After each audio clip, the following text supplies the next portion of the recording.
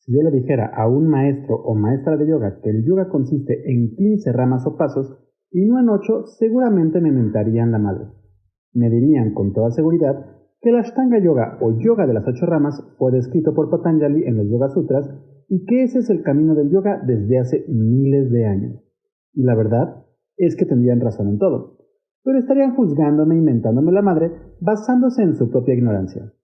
Nadie puede negar que el Ashtanga Yoga existe y que fue descrito por Patanjali en los Yoga Sutras, pero la realidad es que en la escena del yoga occidental nos encanta contradecirnos y simplificar la realidad de forma que podamos sistematizarla, empaquetarla y venderla más fácilmente.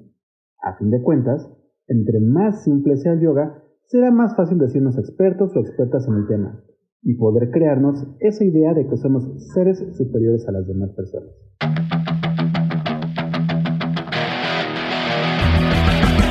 Yoga, una disciplina ancestral que se convirtió en uno de los negocios más lucrativos de la industria del fitness. ¿Cómo es que esta técnica antigua se convirtió en un negocio espiritual? ¿Realmente es yoga lo que practicamos hoy en día? ¿Qué chingados es el yoga? Yoga y más allá, un podcast en el que buscamos entender la evolución de la práctica de yoga desde su filosofía ancestral hasta la práctica postural contemporánea. Acompáñanos a profundizar en esta práctica, entender sus conceptos y desmenuzar su historia.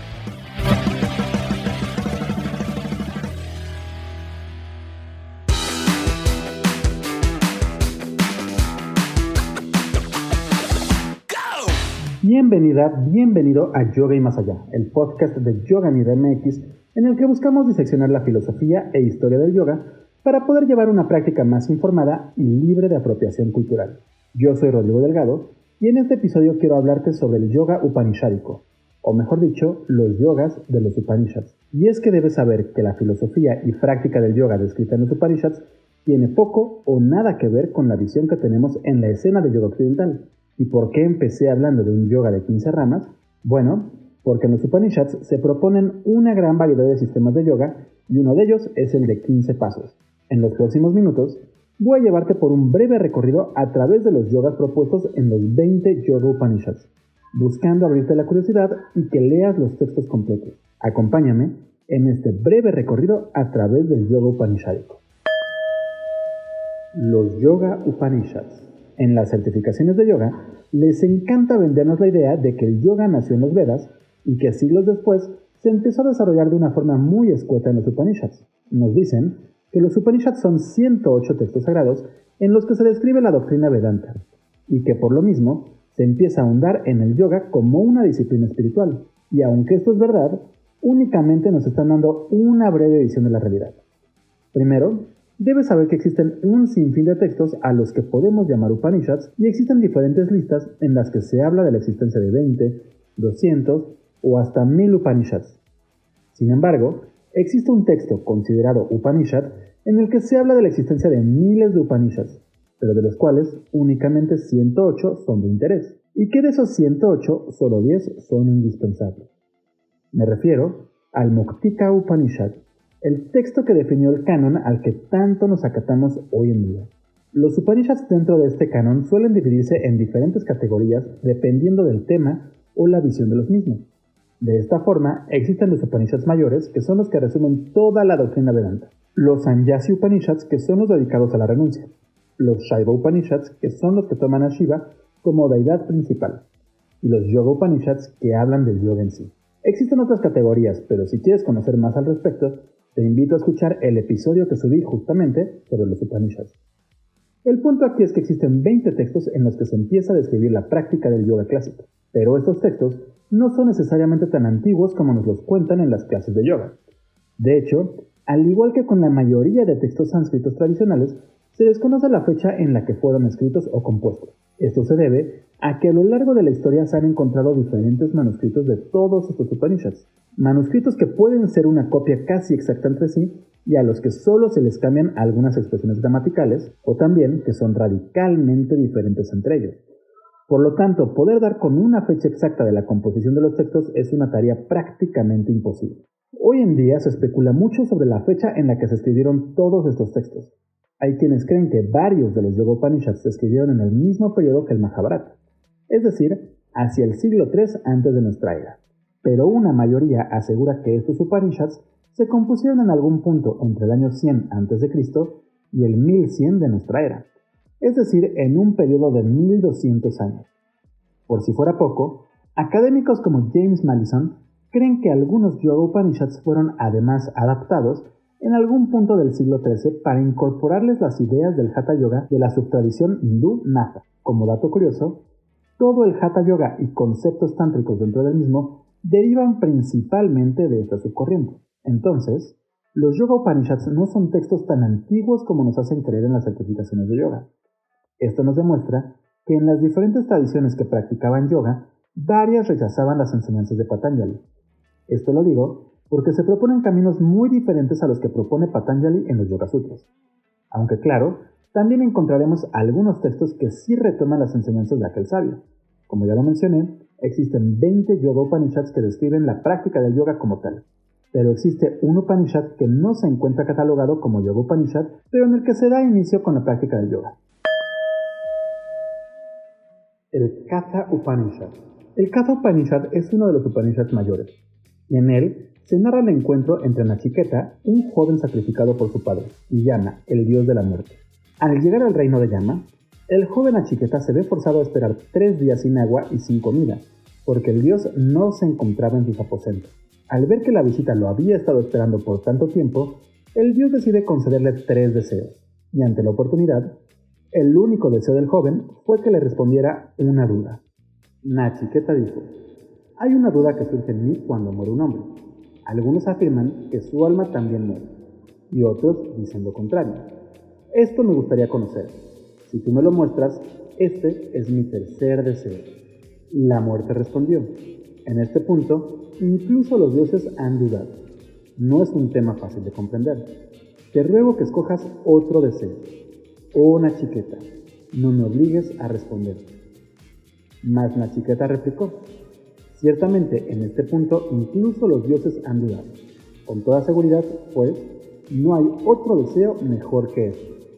Ningún hombre es feliz por la riqueza. ¿Acaso poseeremos riquezas cuando te tengamos que ver? ¿Acaso viviremos cuando tú reines sobre nosotros? Solo este deseo quiero alcanzar. ¿Qué mortal, después de conocer la libertad de la vejez gozada por los inmortales, apreciaría vivir una larga vida en esta tierra, donde no existen los verdaderos placeres que nacen de la belleza y el amor? Oh muerte, dinos qué hay en la otra vida. Nachiketa no escoge otro deseo sino aquel que es la llave del mundo de las tinieblas. Este deseo termina despertando una intensa plática entre Nachiketa y Yama. Una plática en la que el dios explica la naturaleza del Atman y el problema de los placeres y sufrimientos mundanos. Y aquí es cuando Yama empieza a mencionar la práctica del yoga por primera vez. Aquel que, por medio del yoga de la meditación en sí mismo, comprende a Atman dentro de él como Dios, deja muy atrás la alegría y la tristeza.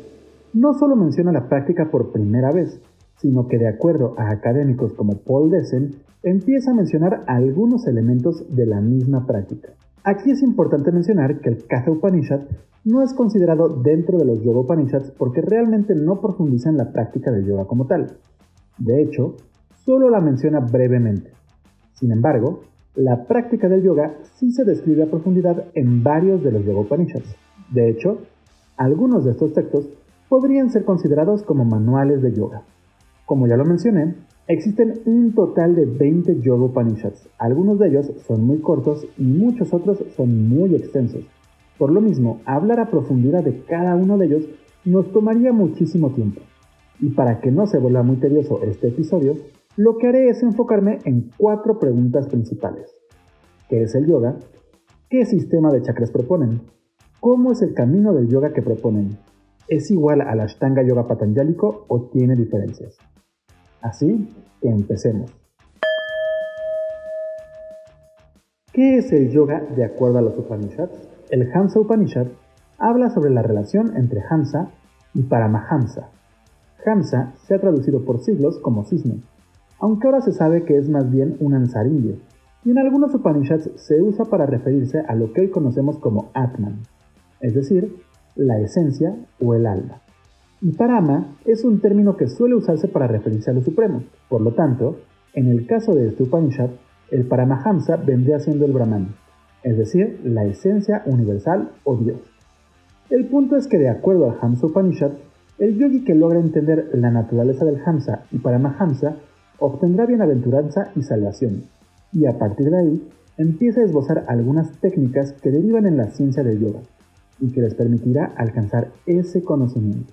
Curiosamente, en el Darshana Upanishad, Samkriti Maharishi le pide a Dattareya o a Vishnu que le explique la ciencia del yoga, y entre línea y línea le explica al joven discípulo que la meta del yoga es la de liberarse de la transmigración, es decir, del samsara, o ciclo de renacimiento. Por otro lado, en el Yoga Tatra Upanishad, Hrishikesha, uno de los tantos epítetos para referirse a Vishnu y que significa el Señor de los Sentidos, habla sobre el yoga de la siguiente forma. Escucha, explicaré su verdad. Todas las almas se sumergen en felicidad y la tristeza a través de la trampa del Maya. Kaivalya, el asiento supremo, es el camino que les otorga la emancipación, que desgarra la trampa de Maya, que es el destructor del nacimiento, la vejez y la enfermedad, y que puede vencer a la muerte. No hay otros caminos a la salvación. Aquellos que recorren la red de Shastras son engañados por el conocimiento. Solo aquellos que no tienen partes ni manchas y que están inactivos más allá de todo y libre de descomposición se convierte en el Jiva, yo, a causa de los resultados de virtudes y pecados pasados. ¿Cómo alcanzó el estado del Jiva aquello que el asiento de Paratma es eterno y está por encima del estado de todas las cosas existentes y es de la forma de la sabiduría y sin mancha? Poco más adelante menciona un concepto que nos puede ser más conocido, e incluso el yoga se vuelve impotente para asegurar el moksha cuando está desprovisto de jnana. Entonces, el aspirante después de la emancipación debe practicar firmemente tanto yoga como jnana. En otras palabras, lo que recalca el Señor de los Sentidos en el texto es el hecho de que el yoga es la disciplina que, junto al conocimiento, nos ayudará a asegurar el moksha o liberación del samsara. Continuando con esta misma idea, el Yoga Shikha Upanishad empieza diciendo: todos los seres vivos están rodeados por la red de la ilusión. Oh Dios, Parameshagua, oh Dios de los dioses, ¿cómo lograrán la salvación? Le pidió el señor Brahma al señor Paramasarva, y él respondió lo siguiente: algunas personas dicen que la única salida es jnana o conocimiento. Para alcanzar poderes ocultos, eso solo no será suficiente. ¿Cómo puede jnana sin yoga conducir a la salvación? También es cierto que el yoga solo sin jnana no conducirá a la salvación. Entonces, quien aspira a la salvación debe aprender jnana y yoga juntos. Como una cuerda ata a un pájaro, las mentes de todos los seres vivos están atadas. Las indignaciones e investigaciones no afectan el vínculo de esta mente. Así que la única forma de conquistar esta mente es a través de la victoria sobre prana. No hay otra opción para obtener la victoria sobre prana excepto el yoga, y no hay métodos excepto los mostrados por los Siddhas. Aunque no todos los Yoga Upanishads dan una definición de lo que es el yoga o su meta, podría citar varios ejemplos en los que se habla de lo mismo, pero para no hacerlo largo, creo que es mejor hacer un breve recuento de lo que dicen. Como podrás ver, nunca dicen que el yoga signifique la unión del cuerpo, mente y alma.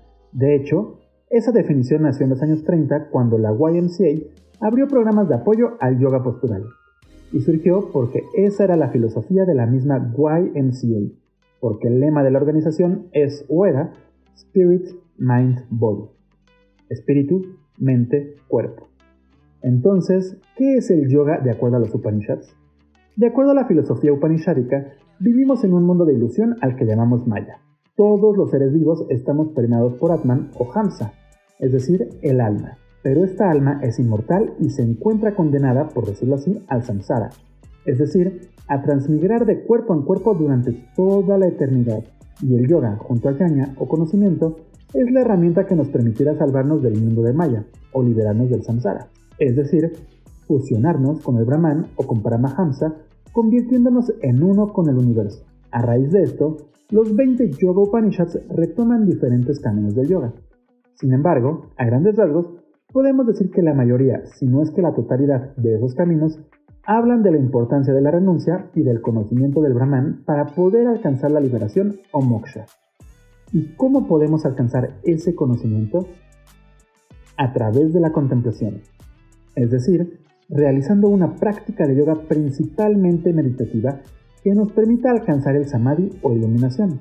Esto es importante porque, a diferencia de lo que pensamos en Occidente, la meta del yoga no es la iluminación, la meta es la liberación, y la iluminación solo es el paso avanzado dentro del mismo yoga. Bueno, y a todo esto, ¿cuál es el camino del yoga según los Upanishads? Los Upanishads y el camino del yoga. En Occidente nos encanta pensar que el Ashtanga Yoga Patanjálico es el único y verdadero camino del yoga. Prácticamente todos los libros de yoga occidentales hablan de la importancia del yoga de las 8 ramas que propone Patanjali en los Yoga Sutras, y en cómo podemos seguirlo en el mundo moderno. Pero en lo personal, esta es una afirmación que me molesta mucho, pues aunque sí es uno de los sistemas más difundidos en la historia, no es el único sistema, y también deriva de un yoga muy diferente al yoga que practicamos en la actualidad. Esto, si tomamos en cuenta que nos encanta decir que el yoga que practicamos deriva del Hatha Yoga, y en especial del que se describe en el Hatha Yoga Pradipika, donde, por cierto, se propone un yoga de 6 ramas o pasos, porque los yamas y niyamas se consideran como algo elemental. ¿Por qué hablo del Ashtanga Yoga Patanjálico? El Yoga Tatra Upanishad empieza diciendo: el abuelo Brahma, habiendo saludado al Señor del Universo, Vishnu, y habiéndole presentado los debidos respetos, le pidió así: por favor, explícanos la verdad del yoga, que incluye los 8 subordinados. Y así como el Yoga Tatra Upanishad, varios Yoga Upanishads retoman la idea de un yoga de 8 miembros o ramas. Entre ellos se encuentran el Darshana Upanishad, el Shandila Upanishad, el Trishki Brahmana Upanishad y el Mandala Brahmana Upanishad, entre otros. Por ejemplo, el Darshana Upanishad dice en su verso 1.5: los 8 miembros son abstenciones o yama, observancias o niyama, posiciones o asana, control de la energía fundamental o pranayama, abstracción sensorial o pratyahara, concentración o dharana, meditación o jhana e interiorización completa o samadhi. Mientras que el Shandilya Upanishad dice: las 8 partes del yoga son yama, niyama, asana, pranayama, pratyahara, dharana, jhana y samadhi. De todos estos, yama es de 10 clases y también lo es niyama. Hay 8 asanas. Pranayama es de 3 clases. Pratyahara es de 5 clases y también lo es dharana. Jhana es de 2 clases y samadhi tiene una sola forma. Sí, estos textos replican el Ashtanga Yoga Patanjálico. ¿O será que Patanjali retoma el Ashtanga Yoga Upanishádico? A fin de cuentas, nunca lo sabremos porque no podremos definir la datación real de cada uno de los textos, incluyendo los sutras. Y aunque hablan del mismo número de miembros, la cantidad de sus miembros cambia en cada uno de los textos. Ojo, debes saber que en los Yoga Sutras Patanjali únicamente profundiza en los yamas y niyamas, explicando cuáles son los tipos de restricciones, mientras que nunca menciona las subramas de las asanas, pranayamas y demás ramas. Y aunque tenemos muy arraigada la idea de que en los sutras se mencionan algunas posturas sentadas, estas se mencionan realmente en el Yoga Bhashya, el comentario que se le adjudica al sabio Vyasa. Por lo mismo, únicamente me enfocaré en los yamas. De acuerdo a Patanjali, existen 5 yamas: ahimsa o no violencia, satya o veracidad, asteya o no robar, aparigrana o no acumulación y brahmacharya o celibato, aunque este último también lo traducen como moderación para que se encaje mejor en nuestro estilo de vida. Sin embargo, en el Darshana Upanishad se mencionan 10 yamas: no violencia, veracidad, no robar, moderación, compasión, ecuanimidad, fortaleza de espíritu, confianza para alcanzar el objetivo, moderación en la dieta y limpieza. Y el Shandilya Upanishad también habla de 10 yamas: no violencia, veracidad, no robar, moderación, daya o bondad con todas las criaturas, arjva o ecuanimidad, shama o paciencia, drishti o firmeza mental, mitahara o moderación alimentaria y saucha o limpieza. Básicamente las mismas que el Upanishad anterior. Y los niyamas se repiten también en el Trishki Brahmana Upanishad. Pero lo que más me interesa de los Yoga Upanishads es el hecho de que no todos los caminos que proponen cuentan con 8 ramas. De hecho, algunos textos como el Yoga Chudamani Upanishad y el Jnana Bindu Upanishad hablan de un camino de 6 ramas. El Yoga Chudamani Upanishad empieza de la siguiente forma: Yo declaro esta joya suprema del yoga para beneficio de los yogis. Otorga la perfección de la emancipación. Es muy secreta y digna de que la sigan los más doctos en el yoga. Asana, regulación del prana, pratyahara, dharana, dhyana y samadhi. Estas son las 6 partes o angas del yoga. Y el Dhyana Bindu Upanishad dice: postura, restricción de la respiración, subyugación de los sentidos. Dharana, dhyana y samadhi son las 6 partes del yoga. Como verás, al igual que el Hatha Yoga Pradipika, en este sistema de 6 ramas se excluyen los yamas y los niyamas, y a diferencia del Pradipika, en los textos no se mencionan para nada. Pero el sistema de yoga que más ha llamado mi atención, porque rompe con el molde, es el que se propone en el Tejo Bindu Upanishad. Y es que este sistema es un sistema de 15 miembros o ramas, mismo que está compuesto por yama, niyama, tyaga o renuncia, mouna o silencio, desa o lugar correcto, también conocido como seclusión, kala o el tiempo correcto, asana o postura, mula bandha, deha sanja o ver los cuerpos como iguales o equilibrio corporal, drishti o posición del ojo-mente, prana samayana o control de la respiración, pratyahara o subyugación de los sentidos, dharana o concentración, atma dhyana o meditación en el alma y samadhi o iluminación. En lo personal, creo que el hecho de que en los Upanishads se mencionen diferentes caminos del yoga demuestra cómo es que la visión tan estandarizada que tenemos en Occidente es una visión simplista, pues el yoga no siempre tuvo tintes patanjálicos.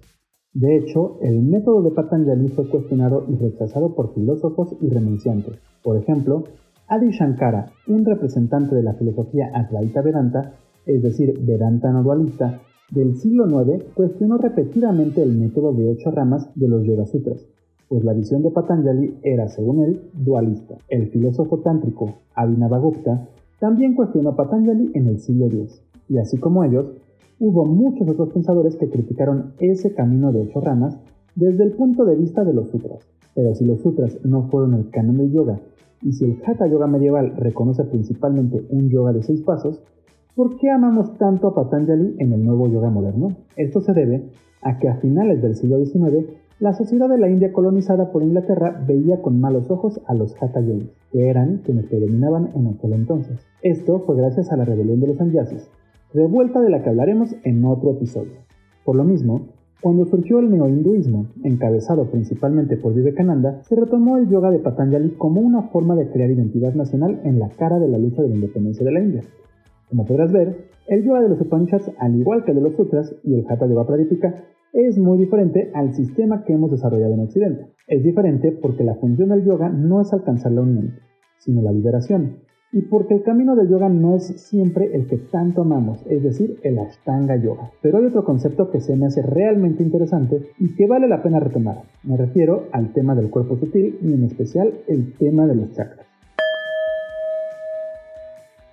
El sistema de chakras upanishádico. El 6º verso del Paramahamsa Upanishad dice: luego de contraer el ano comprimiéndolo con los talones, de hacer subir el vayu o aire desde el Muladhara chakra, de hacerlo circular 3 veces alrededor de Svanastana, pasando a Manipura, cruzando luego a Anahata, después controlando el prana en Vishuddha y llegando finalmente a Ajna. Hay que contemplar el Brahmarandra de la cabeza. Luego de haber meditado ahí permanentemente en que yo soy de 3 matras, uno conoce su mismicidad y queda exento de las formas. 1 Muladhara, 2 Svadhisthana, 3 Manipura, 4 Anahata, 5 Vishuddha, 6 Ajna y 7 Brahmandara. Al igual que el sistema de chakras que tanto amamos en el mundo contemporáneo, este Upanishad menciona 7 puntos a través de los que tiene que pasar el vayu o aire.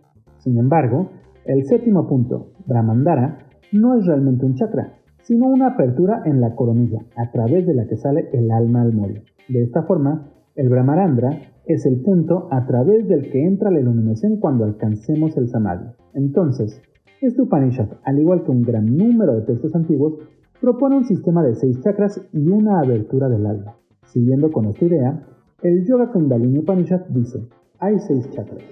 Muladhara está en el ano. Svadhisthana está cerca de los órganos genitales. Manipura está en el ombligo. Anahata está en el corazón. Vishuddhi está en la raíz del cuello. Yajna está en la cabeza, en el entrecejo. Mientras que el mandala Brahmana Upanishad dice en su cuarto mandala: es un yogin solo de nombre, que no conoce bien los 9 chakras, los 6 adaras, los 3 lakshyas y los 5 akashas. El Dhyana Bindu Upanishad menciona a Muladhara, Svadhisthana, Manipura y Anahata, y de forma indirecta también se refiere al Jalandhara o Vishuddha y Ajna chakra, es decir, el chakra de la garganta y del entrecejo, pero ninguno en la coronilla. Además, menciona que los nadis nacen en Manipura y no en Muladhara, es decir, nace en el tercer y no en el primer chakra. Por su parte, en el Brahma Vidyā Upanishad también se menciona un sistema de 6 chakras, aunque en algunas traducciones se habla del Sahasrara chakra como nota a pie de página para referirse a la coronilla. Sin embargo, este Upanishad dice de manera textual: como resultado de esta concentración, se escucha un sonido en el lugar del brazo, y el Nadi Shankri comienza a derramar néctar, y la lámpara del conocimiento resplandece luego de penetrar la esfera de los 6 chakras. El Yoga Chumandya Upanishad y el Yoga Shiksha Upanishad también mencionan un sistema de 6 centros energéticos, y como sabrás, la idea de que existen 7 chakras surgió a partir del siglo XX tras los aportes de Elena Blavatsky, quien a través de la Sociedad Teosófica se dedicó a reinterpretar las filosofías esotéricas de todo el mundo para crear un esoterismo homologado. De esta forma, la ocultista mencionó en una de sus cartas la necesidad de un 7º punto energético que fuera un chakra como tal, y no un brahmandara. A raíz de esto, sus discípulos, entre los que destacaron Annie Besant y C.W. Leadbeater, propusieron el 7º chakra que conocemos hoy en día. Si realmente quisiéramos hablar sobre el yoga upanishádico y sus diferencias con el yoga postural contemporáneo, terminaríamos abarcando miles y miles de horas. Primero tendríamos que dedicarnos a leer y analizar cada uno de los 20 Yoga Upanishads. Además, tendríamos que catalogar cada uno de estos textos de acuerdo a la escuela del pensamiento que siguen y por ende el estilo que retoman. Y a raíz de esto, sacar las similitudes y diferencias entre las enseñanzas de cada uno de los textos. Pero esa es una tarea titánica y que sería mejor dejarla para algún texto académico en forma. Por lo pronto, analizando muy brevemente la finalidad del yoga, sus caminos y conceptos del cuerpo sutil, como es en este caso el de los chakras, podemos empezar a notar cómo es que el yoga upanishádico tiene poco o nada que ver con el contemporáneo. Empecemos hablando sobre la definición de yoga y la finalidad del mismo. Hoy en día tenemos la creencia de que el yoga es unión de cuerpo, mente y alma, y que la manera de lograr esa unión es a través de nuestra interpretación de la Ashtanga Yoga Patanjálika. Decimos que lo primero es mantenernos en lo ético, es decir, los yamas y los niyamas, aunque en realidad únicamente hemos memorizado el concepto de ahimsa. Decimos que después debemos dedicarnos a la práctica de posturas. De hecho, el 99.9% del yoga contemporáneo está dedicado única y exclusivamente a las posturas. Ya después podemos hablar de pranayama y jhana, es decir, control de respiración y meditación, dos conceptos que a veces aplicamos durante las clases de yoga postural. En general, todas las maestras y los maestros se terminan olvidando de dharana y pratyahara y se saltan a hablar del sanal, que es ese estado de unión o iluminación. En resumen, decimos que yoga es una disciplina que busca llevarnos a la unión y que para ello debemos seguir un camino de 8 pasos. Además, tenemos muy extendida la idea de que existen 7 chakras que son círculos energéticos a través de los cuales debe pasar la energía sutil o prana. Pero el yoga y conceptos upanishádicos son diferentes, pues para los Upanishads el yoga es una disciplina o rama espiritual con la que se busca eliminar el karma y alcanzar la liberación del samsara o ciclo de renacimiento. La meta del yoga upanishádico, así como el patanjálico, no es el de alcanzar la unión. Sin embargo, esa unión o iluminación sí es parte del proceso que debemos de seguir los yogis para poder conocer a Dios o a la esencia divina y poder liberarnos así en vida o al morir. Un detalle que sí se aproxima al cuerpo filosófico del yoga contemporáneo es el hecho de que en varios Yoga Upanishads se menciona una Ashtanga Yoga con los mismos pasos que propone Patanjali. Sin embargo, en el caso de los yamas y los niyamas, los Upanishads suelen complementar los propuestos en los Yoga Sutras, agregando 5 o más. Y aunque sí hay Upanishads que refuerzan esta idea, hay otros que proponen caminos de 6 pasos, y el Tejo Bindu Upanishad propone un sistema de hasta 15 pasos. Por último, mientras que en Occidente tenemos la idea muy arraigada en cuanto al número de chakras, en los Upanishads predomina la idea de que existen 6 chakras y un hueco por el que sale el alma. Este hueco no es un chakra, pues su función no es la misma que la de los demás, pero se termina transformando en un 7º chakra gracias al análisis de los grupos ocultistas. Si quieres conocer más sobre la filosofía de los Yoga Upanishads, puedes encontrar traducciones sencillas y libros de comentarios en nuestra página web www.yoganidra.com.mx. Busca la sección de libros en el menú y de ahí ve a la categoría de Upanishads, donde podrás segmentar por Yoga Upanishads. Si quieres mentarme la madre o dejarme algún comentario sobre este episodio, también puedes hacerlo en la página web, en la sección de podcast Yoga y Más Allá. En el portal también encontrarás varios textos clásicos del yoga, incluyendo el Sat Chakra Nirupana, varios Upanishads, el Rig Veda y manuales de yoga medievales, así como textos que hablan de la historia, la evolución, el negocio y la misma práctica de yoga clásica y contemporánea. También puedes seguirnos en nuestras redes sociales. Nos encuentras en Twitter, Facebook, Instagram, YouTube e incluso en Pinterest como Yoga Nidra MX.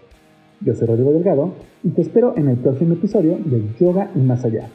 Hasta pronto.